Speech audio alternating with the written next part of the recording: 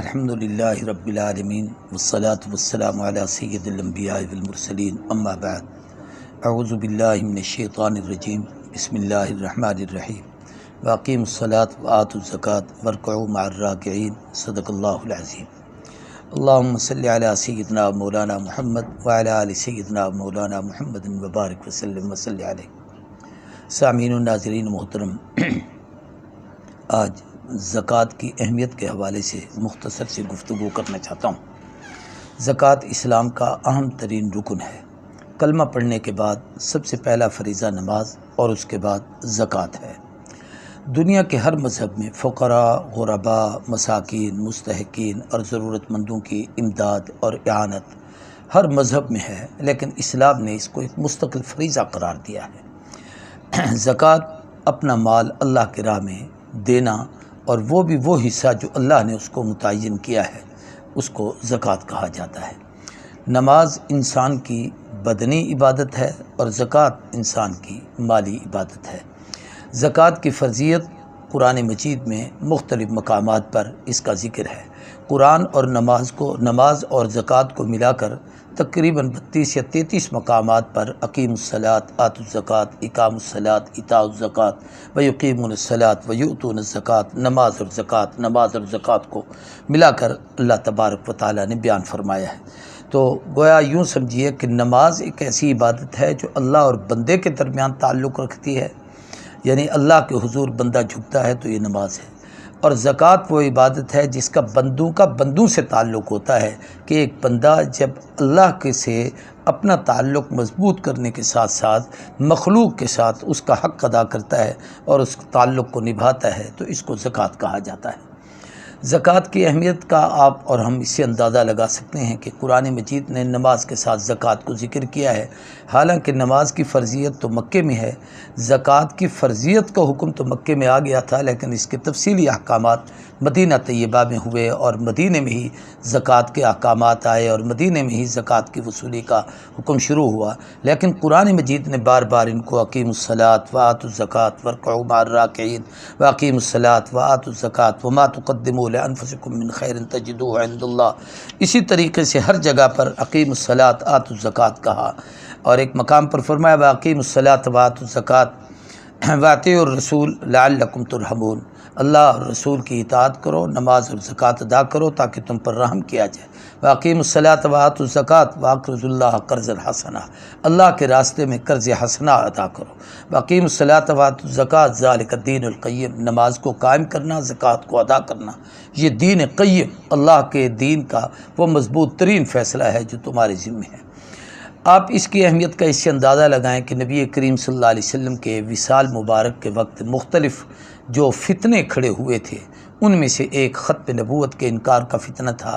جس میں کئی لوگ مدعیان نبوت تھے، اور ایک منکرین زکوٰۃ کا فتنہ تھا جن نے زکوٰۃ کے دینے سے انکار کر دیا تھا اور کہا تھا کہ یہ اللہ کی طرف سے حکومتیں ایک ٹیکس لگاتی ہیں، حضور کی زندگی میں تھا، ہم نہیں ادا کریں گے۔ لیکن سیدنا ابو بکر صدیق رضی اللہ تعالیٰ عنہ اٹھ کھڑے ہوئے اور آپ نے فرمایا کہ یہ کبھی نہیں ہو سکتا، ینقص الدین وانا حی، دین میں کمی آئے اور میں زندہ رہوں، ایسا نہیں ہو سکتا۔ جو شخص حضور کی زندگی میں زکوٰۃ دیتا تھا اور اب اگر زکوٰۃ کا انکار کرے گا تو حضور کے زمانے میں اونٹ کے ناک کی نکیل کی جو رسی دیتا تھا، میں اس کو بھی لوں گا، اور جو انکار کرے گا میں اس کے ساتھ قتال کروں گا، اس کے ساتھ جہاد کروں گا۔ حضرت عمر بن خطاب رضی اللہ تعالیٰ عنہ نے حالات کی نزاکت کو بھانپتے ہوئے فرمایا کہ حضور کے وصال کا صدمہ ہے، ادھر سے ختم نبوت کی حفاظت کے میدان میں آپ لگے ہوئے ہیں، تو ابھی زکوٰۃ کے منکروں کے حوالے سے کچھ نرمی کی جائے۔ تو حضرت ابو بکر صدیق رضی اللہ تعالیٰ عنہ بڑے جلال میں تھے اور فرمایا عمر انت خیار فی الجاہلیت و خوار فی الاسلام، کیا ہو گیا؟ زمانہ جاہلیت میں تو آپ بہت مضبوط تھے، اسلام لانے کے بعد آپ میں یہ کمزوری کہاں سے آ گئی ہے؟ تو گویا حضرت ابو بکر صدیق رضی اللہ تعالیٰ عنہ نے پھر زکوٰۃ وصول کی، اور پھر فرمایا میں یہ تو برداشت کر سکتا ہوں کہ آسمان سے پرندے اتریں اور ہمارے جسموں کے لاشیں پڑے ہوں اور وہ ہمارے گوشت کو نوچ کر کھا جائیں، لیکن یہ بات برداشت نہیں کہ اللہ تبارک و تعالیٰ کے دین میں کسی قسم کی کمی ہو اور لوگ اس رکن کے دینے سے انکار کر دیں۔ زکوٰۃ کے بہت سارے فوائد ہیں۔ سب سے پہلا فائدہ تو یہ ہے کہ ہمارا مال پاک صاف ہو جاتا ہے۔ اللہ کی طرف سے جو مال جتنا ہے، ایک تو یہ ہے کہ حلال اور طیب کو کمانے کا حکم ہے کہ پاک صاف کماؤ۔ دوسرا یہ ہے کہ اس کے بھی پاک رکھنے کی ایک میعاد ہے، جب وہاں تک مال آ جائے اب اس پر فرض ہے کہ اس کی زکوٰۃ ادا کرنی چاہیے، ورنہ یہ سارا حلال مال تمہارے لیے حرام ہو جائے گا۔ اب اللہ کا وہ حصہ جو اللہ نے متعین کیا ہے اور اپنے مستحق اور ضرورت مند بندوں کے لیے رکھا ہے، اس کو باقاعدہ ادا کرنا چاہیے۔ اور حدیث پاک میں آتا ہے کہ جو شخص زکوٰۃ کو ادا نہیں کرتا، قیامت کے دن وہ مال اس کے لیے ایک بہت بڑا سانپ بن کر اس کی گردن کو لپٹے گا اور وہ اسے ڈسے گا اور اسے کہے گا میں یہی تیرا خزانہ ہوں جسے تو دنیا میں جمع کر کے رکھتا تھا۔ یہ امام بخاری نے روایت نقل کی۔ اسی طریقے سے ایسا سونا اور چاندی جو آدمی گھر میں جمع کرتا ہے اور پھر اس کی زکوٰۃ کو ادا نہیں کرتا، اللہ کے راستے میں نہیں دیتا، تو یہ سونا اور چاندی قیامت کے دن جہنم کی آگ سے میں تپا کر گرم کر کے اس کے ساتھ اس کو داغا جائے گا اور کہا جائے گا یہ وہ دولت ہے جس کو تم سب سے زیادہ محبوب رکھتے تھے۔ شریعت نے زکوٰۃ کے احکامات دینے میں بھی ایک عجیب اسلوب اختیار کیا ہے۔ آدمی کے پاس جتنا مال آتا ہے اس کی مختلف اقسام ہیں۔ ایک قسم تو وہ ہے مال کی کہ جو بغیر کسی محنت کے، مشقت کے اللہ خود بخود دے دیتے ہیں، اس کو اسلام میں مال فے کہا جاتا ہے، جو میدان جہاد میں بغیر کسی محنت اور کاوش کے مسلمان گئے، کافروں سے مقابلہ کیا، وہاں سے مال مل گیا، یا یہ ہے کہ جنگ لڑتے ہوئے کفار چھوڑ کر گئے تو مال غنیمت حاصل ہوا۔ اس میں سے شریعت کا حکم یہ ہے کہ 4 حصے خود رکھو، 5واں حصہ اس جائیداد کا وہ فقراء، غرباء، مساکین کے لیے بیت المال میں جمع کرو اور بیت المال ان ضرورت مندوں کو وہ مال ادا کریں۔ دوسرا یہ ہے کہ زمین کے کچھ ایسے علاقے ہوتے ہیں جو بارانی یا دریائی ہوتے ہیں، جہاں پر آپ کو کوئی کاوش اور محنت اور وہاں پر آپ کو پانی خریدنا نہیں پڑتا، آپ کو ہل چلانے نہیں پڑتے، آپ کو وہاں پر ان زمینوں کا کوئی ٹھیکہ اور آبیانہ نہیں دینا پڑتا، بلکہ من جانب اللہ بارش ہوئی۔ بہت سے ریتلے علاقے ہیں جہاں ریت ہوتی ہے، بارش ہوتی ہے، زمین سیراب ہو جاتی ہے، ہل چلائے اور وہاں پر لوگ چنے ڈال دیتے ہیں یا اس قسم کا فصل خود بخود اگاتا ہے۔ تو ایسی زمین پر جس پر آپ کو پانی کا کوئی کی قیمت نہیں ادا کرنی پڑتی، تو اس پر کوئی آپ کو کھاد شاد نہیں ڈالنی پڑتی، کوئی اور محنت نہیں کرنی پڑتی، وہاں پر حکم یہ ہے کہ 9 حصے خود رکھو، 10واں حصہ اللہ کے راستے میں دو۔ اور جس زمین پر آپ اس کا ٹھیکہ بھرتے ہیں، اس کا آبیانہ دیتے ہیں، اس کا پانی قیمتاً خریدتے ہیں، جیسے ٹیوبویلوں سے لے کر یا اسی طریقے سے نہروں کا پانی ہوتا ہے لیکن اس کے ٹھیکے بھرے جاتے ہیں، آبیانے دیے جاتے ہیں، تو اس پر آپ کی ایک محنت ہے، آپ نے محنت کی ہے، ہل چلائے ہیں اور اس زمین کی قیمت ادا کی ہے یا اس فصل کی آپ نے پانی کی قیمت ادا کی ہے، تو اب شریعت کو آپ پر اور لحاظ آ گیا اور خیال آیا کہ آپ نے اس میں کچھ محنت کی ہے، تو اللہ کہتے ہیں اس کے 20 حصے کر لو، 1 حصہ اللہ کے راستے میں، 19 حصے خود رکھ لو۔